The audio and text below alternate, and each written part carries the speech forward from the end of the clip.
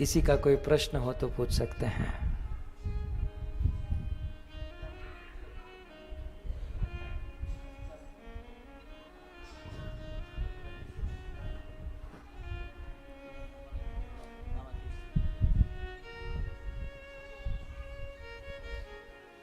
हरे कृष्ण प्रभु जी। कल समय नहीं था इसलिए नहीं पूछ पाए थे।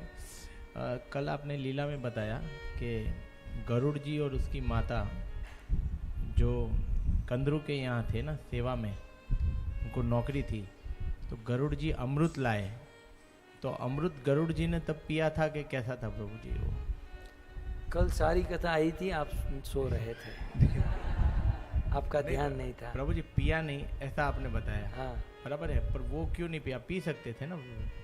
वही तो कल कथा आई थी ना, गरुड़ की ईमानदारी थी, ये सब आया था, आपका ध्यान कहीं और था और इसलिए भगवान ने उनको पार्षद बनाया। कल ये कथा हुई थी। कल हमने कहा था कि भगवान ने गरुड़ को अपना पार्षद क्यों बनाया, क्योंकि गरुड़ में ईमानदारी थी, नीति थी कि गरुड़ कद्रू के लिए अमृत लेने गए, अमृत का कलश लेकर आए, कद्रू को दिए, एक बूंद भी स्वयं नहीं पिए। स्वयं पिए होते अमर हो जाते, अपनी माँ को अमर कर देते, और ये दासी सेवक है तो कब का छूट जाता। लेकिन ईमानदारी, हमारे जीवन में हमारे कुछ उसूल होने चाहिए, कुछ ईमानदारी होनी चाहिए।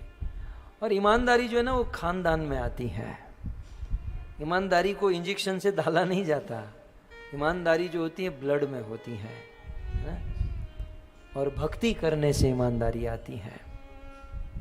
जीवन में चाहे कुछ भी हो जाए, हम नीति न चुके, ईमानदारी न चुके। गरुड़ वैसे तो सांप को खाने वाला, गरुड़ तो नॉनवेज खाता है ना, लेकिन सर्प खा जाने वाले गरुड़ को भगवान ने चुन लिया, सिलेक्ट कर लिया, और कुछ नहीं देखा, गरुड़ के अंदर ईमानदारी देखी। प्रैक्टिकल लेवल पर बात करूं तो हम भी समाज में, संसार में किसी ना किसी क्षेत्र में रहते हैं और लोगों के साथ व्यवहार करते हैं। उस व्यवहार में हमें ईमानदारी रखनी चाहिए। ईमानदारी दुनिया के लोग देखे या ना देखे, ईश्वर देख रहे हैं। यदि हमारे जीवन में ईमानदारी होगी, ईश्वर हमें, जैसे गरुड़ को सिलेक्ट कर लिया, भगवान हमको भी सिलेक्ट कर लेंगे। जीवन में ईमानदारी, हम किसी की दुकान में काम करते हैं, ईमानदार होकर काम करें। हम पार्टनर हैं तो ईमानदारी रखें, हम घर पर हैं, सभी क्षेत्रों में ईमानदारी होनी चाहिए, इससे भगवान प्रसन्न होते हैं। कल कहा था। और कोई प्रश्न? हरे कृष्ण प्रभु जी। तो कभी हम लोग को पता है साधु संग बहुत जरूर है, तो कभी कभी हम लोग इनवाइट करता है भक्त लोग को, कभी कभी दीक्षित भक्त लोग भी उसको भी इनवाइट करता है, तो वो बोलता है इधर तो शुद्ध भक्त नहीं है, तो हम लोग प्रोग्राम में जाके क्या करो, क्योंकि हम लोग ऑर्गेनाइज करता है। ऑफकोर्स मैं शुद्ध भक्त तो नहीं हूँ, फिर भी वंस अ वीक, मतलब ये प्रोग्राम को अवेक करने के लिए हम लगातार 15 साल हो गया है। तो भक्त लोग बोलता है नहीं साधु संग करना है, लेकिन ये जैसे लोग, मतलब हम लोग जैसे लोग से बस जाना नहीं, ऐसे करके वो लोग प्रभु जी कभी भी नहीं आता है प्रोग्राम में। अच्छा, लगभग 1 अभी तो है, आ जाए, अभी आता है, है, नाम तो नहीं बहुत बोलूंगा। हाँ। लेकिन ऐसे बोलते हैं हम लोग भी शुद्ध, हमारा भी शुद्धता तो ऑफकोर्स नहीं है। Yes yes. फिर वो लोग बोलता है प्योर डिवोटी चाहिए संग करने के, उसको सेवा करना चाहता हूँ बोलता है, लेकिन प्योर डिवोटी। बहुत सुंदर, बहुत सुंदर, मैं समझ गया। Thank you very much. Hare Krishna. ये बहुत सुंदर प्रश्न है, और ये केवल आपका ही प्रश्न नहीं है, ये करबी का ही प्रश्न नहीं है, ये संसार के सभी क्षेत्र में सब लोगों का ये प्रश्न है ना। तो जब साधु संघ की बात आती है, और जैसे ये कहते हैं राजसूय प्रभु यहाँ करबी में प्रोग्राम ऑर्गेनाइज करते हैं, तो कभी कभी हम लोग आते हैं, कभी कभी कोई सन्यासी साधु आते हैं, तो कभी कभी वे स्वयं प्रवचन करते हैं। आप तो लोग ऐसा कहते हैं कि यहाँ पर कोई विशेष साधु नहीं है, ये तो हमारे साथ उठता बैठता खाता पीता है, यहीं पर रहता है, इसका संग करके क्या मिलेगा, है ना। तो इसमें बहुत सारे पॉइंट हैं, ध्यान से सुनिएगा। इसका भी लाभ है। जो लोग ऐसा तर्क देते हैं कि यहाँ पर कोई सन्यासी नहीं, कोई शुद्ध भक्त नहीं, तो हम साधु संग करके क्या करेंगे, इसका अर्थ ये हुआ कि कोई बच्चा 5 साल का लड़का है और उसको स्कूल में एडमिशन लेना है और वो सीधा कहे कि मैं यूनिवर्सिटी में जाऊंगा, उसे पहले नर्सरी में जाना होगा, फिर पहली कक्षा, सेकंड कक्षा, थर्ड, फोर्थ, फिफ्थ, ऐसे करते करते ग्रेजुअल प्रोग्रेस करना होगा ना। ठीक उसी प्रकार ये सत्य बात है कि हमें शुद्ध भक्तों की संगति करनी चाहिए, लेकिन जब शुद्ध भक्तों की संगति नहीं हो पा रही है, शुद्ध भक्त नहीं मिल रहे हैं, तो एटलीस्ट हमें किसी ना किसी भक्त की संगति करनी चाहिए। चलो हम लोग शुद्ध भक्त के संगति करके इतना ऊपर पहुंचना चाहते हैं और दूसरे भक्त जो साधु संगति दे रहे हैं वो यहां पर है, हमारा टारगेट यहां ऊपर पहुंचना है, लेकिन एटलीस्ट यहां तक तो पहुंच जाएंगे। यहां पहुंच जाएंगे तो ये और नजदीक पड़ेगा, है ना। हम तो एकदम नीचे बैठे रहेंगे शुद्ध भक्त की रात देखकर तो कुछ नहीं हो पाएगा। इसलिए जैसे तैसे भी सत्संग हो, जहां जिस लेवल का हो उस लेवल में हम पहुंच जाए, कुछ न करे उससे अच्छा तो ये सत्संग अच्छा है। और ऐसे सत्संग में जाएंगे तो फिर शुद्ध भक्तों की संगति भी हमें प्राप्त होगी। ये एक पॉइंट है। दूसरा पॉइंट, यदि हम सोचें कि भाई ये राजसूय प्रभु हैं, ये हैं, वो हैं, हमारे करबी में रहते हैं और ये लोग हमारे साथ ही उठते बैठते खाते पीते, ये तो हमारे लेवल के ही हैं, इसकी संगति करने से क्या लाभ है। एक लकड़ी होती है उसे कोई भी तोड़ सकता है, लेकिन उस लेवल की सेम टू सेम लकड़ी को जोड़कर तोड़ने का प्रयास करो, नहीं टूटेगी। और ऐसे ही सेम लेवल की तीसरी लकड़ी, चौथी लकड़ी, पांचवी लकड़ी सेम लेवल के हैं। यहां पर ऊपर के लेवल की बात नहीं है, सेम लेवल के यदि 4-5 भक्त मिल जाए तो स्ट्रांग, तो मजबूती हो जाती है। तो इसलिए ये 2 पॉइंट हैं कि हम समान लेवल के भक्त की संगति मिले फिर भी हमें कर लेनी चाहिए। क्यों? क्योंकि इससे मजबूती बढ़ेगी, स्ट्रांगनेस बढ़ेगी। और दूसरा, जो हमारे हाई लेवल के भक्त हैं उसकी तो आशा रखनी चाहिए कि उनकी संगति हो, लेकिन एटलीस्ट हम लोग एटलीस्ट इस भक्त के लेवल तक तो पहुंचे, फिर हम हायर लेवल पर जाएंगे। यह सोचकर हमें साधु संगति करनी चाहिए। और साधु संगति करने का तीसरा लाभ, चाहे लेवल कोई भी हो, यदि सत्संग में आते हैं तो हम सेफ रहते हैं। कुछ गलत काम करने से पहले 10 बार सोचते हैं। यदि सत्संग ही नहीं होगा तो हम गलत काम करने में कुछ नहीं सोचेंगे और तुरंत गलत काम कर लेंगे। इसलिए हमें सत्संग में आना चाहिए, साधु संगति में आना चाहिए, है? तो ये बात समझ में आ गई, है ना, कि भाई कुछ नहीं मिलता है उससे अच्छा है कि किसी लेवल तक तो हम जाएं, ये। और दूसरा, हम साथ में मिलकर कुछ सेवा करें, कुछ समर्पण करें। और जब आज आप 2-5 लोग साथ में मिलकर कर रहे हो, तब जाकर हम आए हैं ना, तब जाकर कोई सन्यासी आएगा, कोई शुद्ध भक्त आएगा। ऐसे ही अकेले भटकते रहेंगे तो कुछ नहीं हो पाएगा। इसलिए आप सभी भक्तों से निवेदन है कि आप, क्या है ना, जब कोई व्यक्ति साथ में रहता है ना तो उसकी वैल्यू कम हो जाती है। लेकिन मैं आपको एक दिल से कहता हूं, अब ये बैठे हैं इसलिए नहीं कह रहा हूं, मैं दुनिया में कई बार पूरी दुनिया के देशों में विचरण कर चुका हूं, मुझे अनेकों प्रकार के लोग मिलते हैं, लेकिन राजसूय प्रभु का स्वभाव वास्तव में साधु स्वभाव है। वास्तव में साधु स्वभाव है। नहीं, मैं अनंत शक्ति प्रभु को, अब मैं तो ये तो हमारे साथ आए ना, मैं इसको बार बार कहा, आप पूछ लीजिए, मैं उनको कहता हूँ ये राजसूय प्रभु जो होते हैं ना, ऐसे लोगों के भगवान होते हैं। हमारे हृदय में तो कितना कपट होता है और क्या क्या होता है, लेकिन ऐसा भाव जो इस प्रकार से रहते हैं, भगवान उनका ध्यान रखते हैं। और ऐसे भक्तों की संगति तो बहुत। मैं आपको एक बात यहाँ खुले दिल से कहता हूँ, मैं थाईलैंड में और कहीं जाऊं या नहीं जाऊं, लेकिन वादा करता हूं कर भी तो अवश्य आऊंगा। और क्यों आऊंगा? एक और मात्र एक, राजसूय प्रभु के लिए है। उनका जो दिल है, उनका जो स्वभाव है, उनकी जो वैष्णव सेवा की जो आस्था है, उनकी जो प्रचार करने का जो भाव है, उनका जो दिल है, बहुत सुंदर। बहुत बहुत भक्ति करने के बाद, साधु सन्यासी बनने के बाद जो भाव होना चाहिए वो उनके दिल में है। और वास्तव में इसी के कारण आज यहाँ पर यह सत्संग हुआ है। तो अब जब साथ में रहते हैं तो ये सब नहीं दिखाई देता है। जैसे ये गरुड़ का प्रसंग आपने देखा ना, गरुड़ भगवान के साथ रहता है तो भगवान की महिमा कोई नहीं समझ पाया। वैसे जिसके साथ हम उठते बैठते हैं हम उसकी महिमा को नहीं समझ पाते। हमें पूछो, हम जानते हैं। कैसे करोड़ों में कोई एक होते हैं जो इस प्रकार का भाव रखते हैं और इस प्रकार से भक्ति, प्रचार और सेवा करना चाहते हैं। तो हालांकि इनके सामने बोलना, इनकी प्रशंसा, ये मेरी प्रशंसा ही मैं मानता हूँ, लेकिन जब ये इस प्रकार से प्रोग्राम का आयोजन करते हैं तो सबको आना चाहिए, सबको हाजिर रहना चाहिए।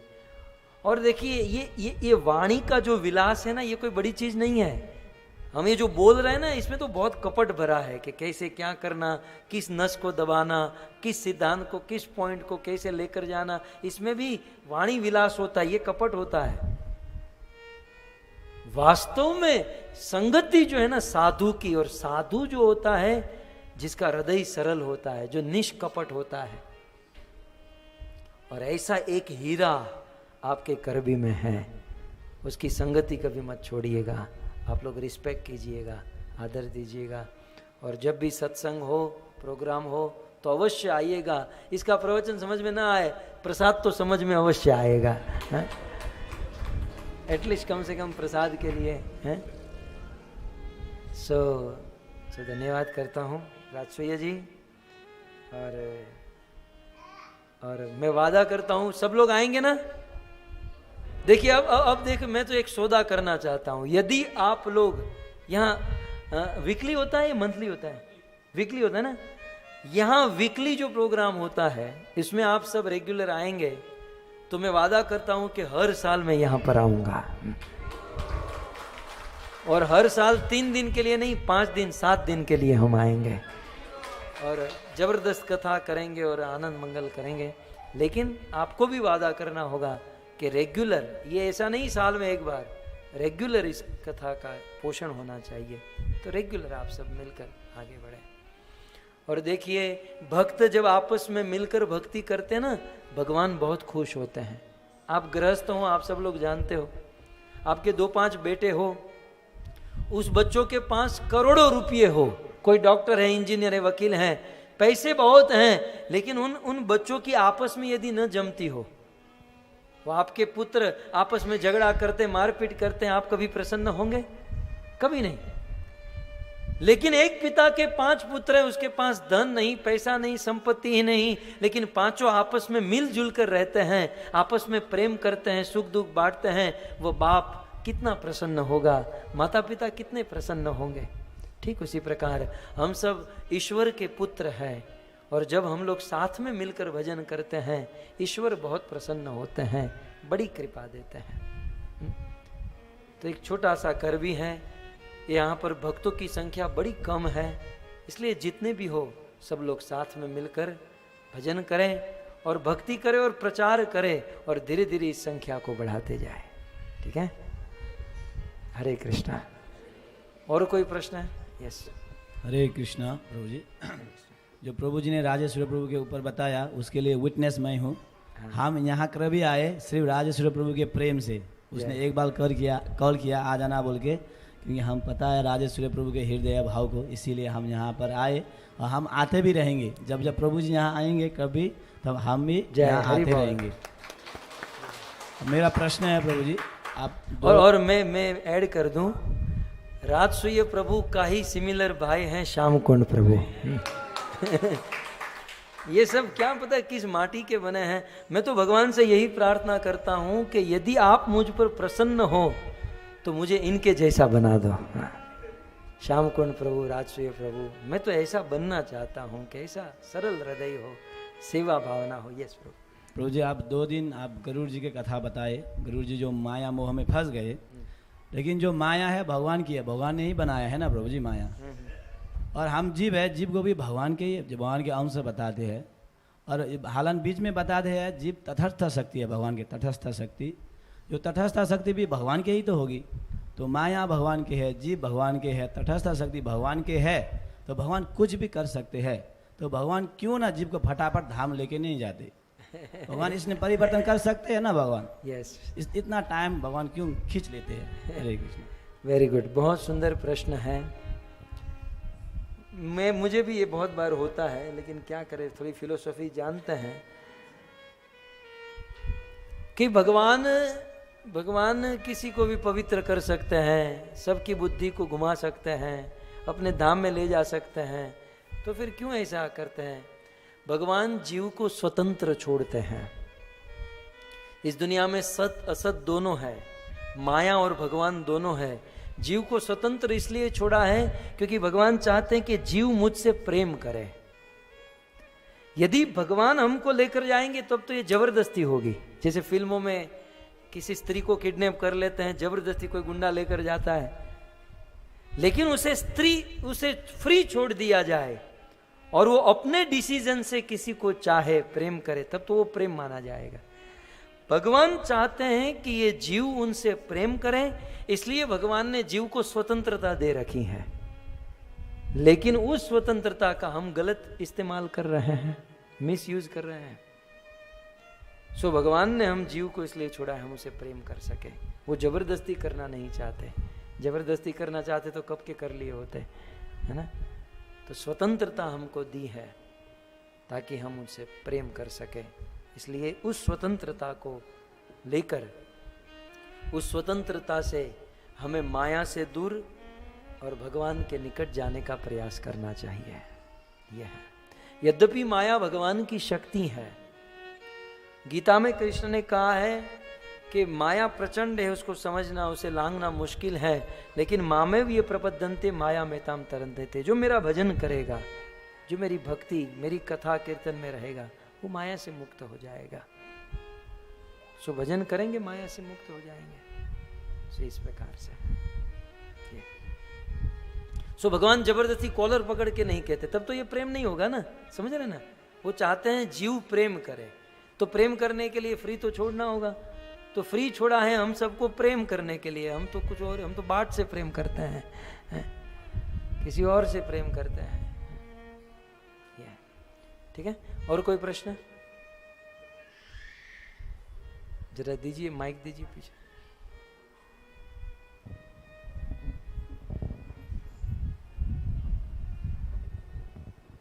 हरे कृष्णा प्रभु जी, धन्यवाद, प्रणाम।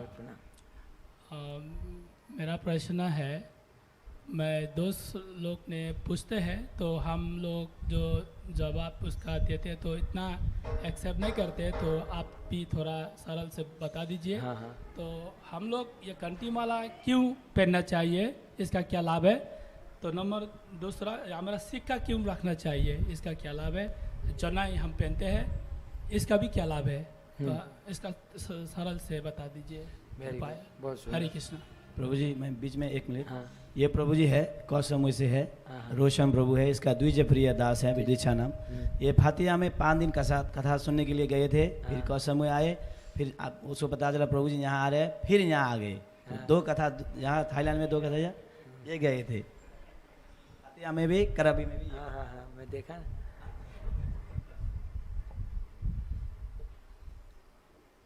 तो कंठी क्यों धारण करते हैं? कंठी, शिखा और जनोई ये वैष्णव के आभूषण है एक दृष्टि से। दूसरे, भजन करने वाले इसे धारण करते हैं। इसके पीछे सिद्धांत यह है कि भगवान तुलसी को प्रिय है, कृष्ण तुलसी को पसंद करते हैं, और कृष्ण का वरदान है कि जिस वस्तु में तुलसी होगी उसी को ही मैं ग्रहण करूंगा। इसलिए भोजन में तुलसी न डालो तो भगवान ग्रहण नहीं करेंगे, और मनुष्य के गले में तुलसी न हो तो भगवान हमको भी ग्रहण नहीं करेंगे। भगवान हमें एक्सेप्ट करे, ग्रहण करे, इसलिए हमें तुलसी धारण करनी चाहिए। और भी तुलसी के लाभ हैं। तुलसी इतनी पवित्र है, ये कंठ पर हम धारण करते हैं ताकि हम जो भी बोले तुलसी को स्पर्श होकर निकले, ताकि वो पवित्र शब्द हो, और जो भी इनपुट करे वो भी तुलसी को स्पर्श करके जाए, पवित्र हो जाए। तो ये सब बात है। तुलसी शिखा एक शरणागति की, एक आश्रित की निशानी है। एक शिखा माने मैं एक भगवान को, एक गुरु को शरणागत हूं, ये शरणागति की निशानी है शिखा। और जनोई जो है यज्ञोपवीत, ये हमारे वेदों के अनुसार जो ब्राह्मण होते हैं, जिसे वेद शास्त्र पढ़ने का अधिकार दिया जाता है, उसे जनोई पहनाते हैं। तो ये एक विधि है जिसका पालन करना जरूरी है। मैं केवल इतना ही कहूँगा, भाई श्री हनुमान प्रसाद पोद्दार को किसी ने प्रश्न पूछा कि मनुष्य और पशु में क्या अंतर है, मनुष्य और पशु में अंतर कितना है। उन्होंने इतना ही कहा कि मनुष्य में संस्कार होते हैं, पशुओं में नहीं होते। संस्कार मीन्स दो, संस्कार के दो अर्थ होते हैं। एक तो जो माता पिता संस्कार गुण देते हैं वो, और अन्य संस्कार षोडश संस्कार, द्विजाति संस्कार, नामकरण संस्कार, गर्भाधान संस्कार, विवाह संस्कार, ये सब संस्कार। तो मनुष्य के ये शिखा, कंठी, तिलक, ये सब संस्कार होते हैं, पशुओं में नहीं होते। तो हम सब मनुष्य हैं, वैष्णव हैं, तो हमें इसे धारण करना चाहिए। ठीक है। और कोई प्रश्न?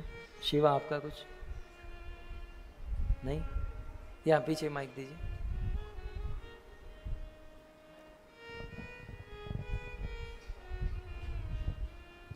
हरे कृष्णा।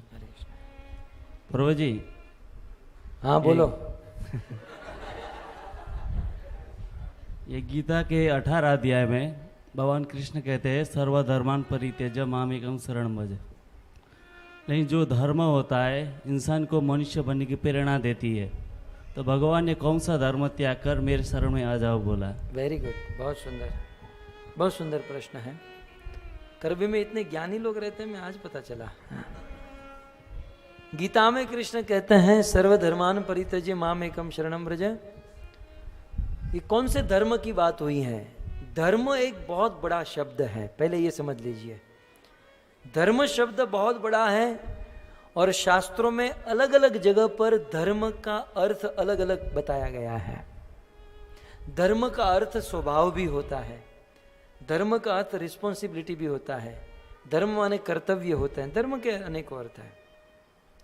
गीता में कृष्ण ने जहां पर धर्म शब्द इस्तेमाल किया है, वहां पर धर्म का अर्थ है रिस्पॉन्सिबिलिटी, कर्तव्य।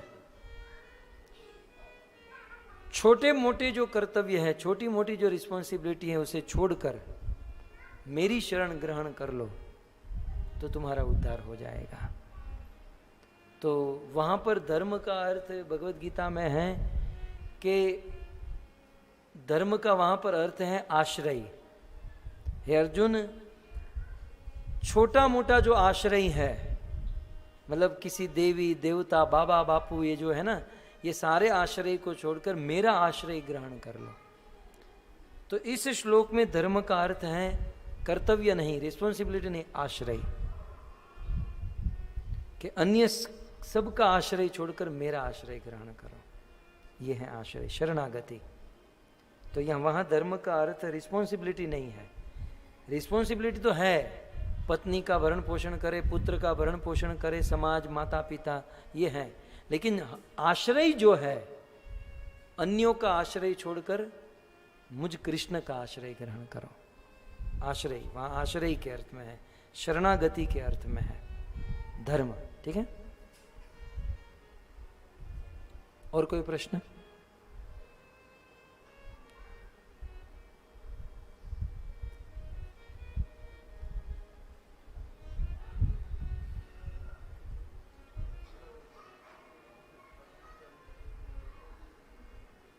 ठीक है।